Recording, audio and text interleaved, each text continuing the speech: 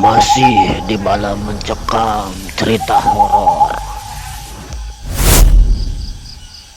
Mendengar cerita horor tentang pocong yang belum dibuka tali kain kafannya lalu meneror setiap rumah yang ada di kampung.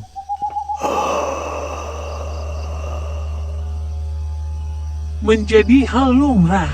Tapi apa spesialnya yang ada dalam teror pocong bisat?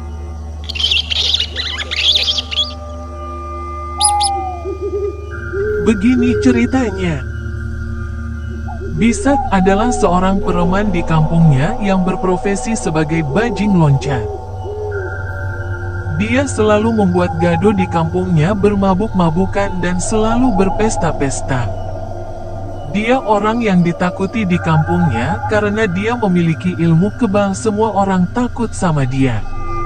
Malam itu Bisat bersama rombongannya beroperasi dan dia memulai aksinya di jalan-jalan. Aksi nekatnya itu membuat tokeh yang punya barang beserta sopir merasa resah dengan keberingasan Bisat.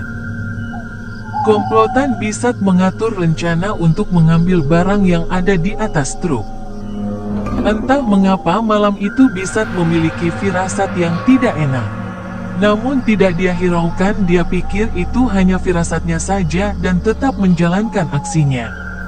Aksi kejahatan Bisat lama-kelamaan akhirnya terhendus juga oleh aparat yang berwajib karena meresahkan para sopir.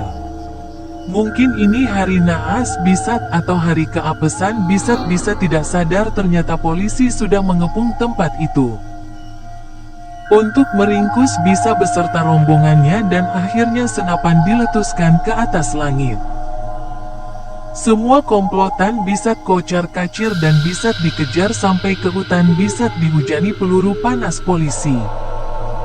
Apesnya Bisat malam itu peluru panas menembus dadanya karena dia lupa membawa jimat yang selalu tidak lupa ia bawa.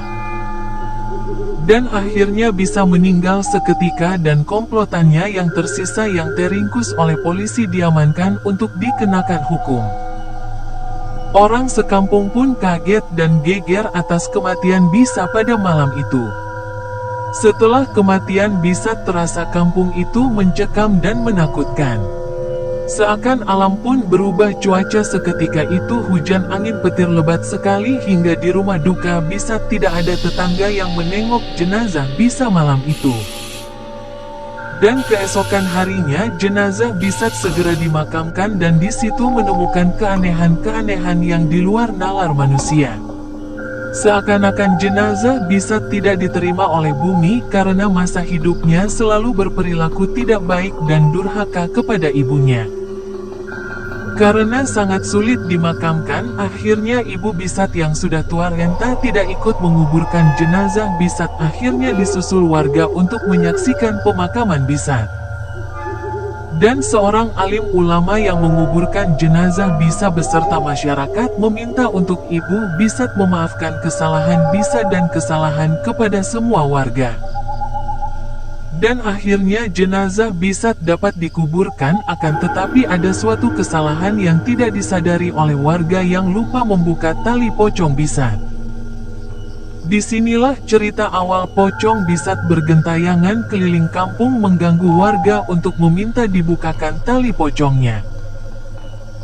Pocong Bisat selalu menghantui siapapun yang melintas di malam hari, meminta untuk dibukakan tali pocongnya dengan rintihan yang sangat menyeramkan, rintihan kesakitan dan kepedihan yang mendalam.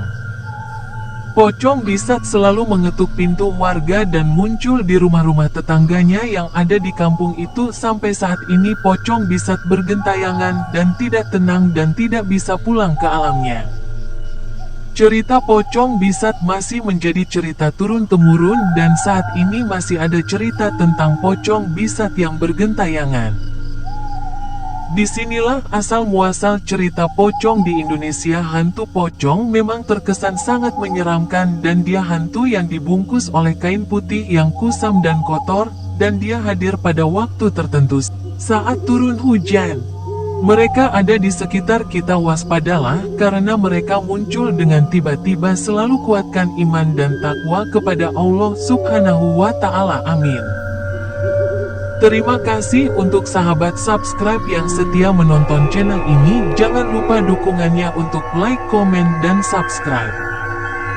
Saya doakan yang like, komen, dan subscribe dimurahkan rezekinya oleh Allah Subhanahu wa Ta'ala dan disehatkan badannya. Amin.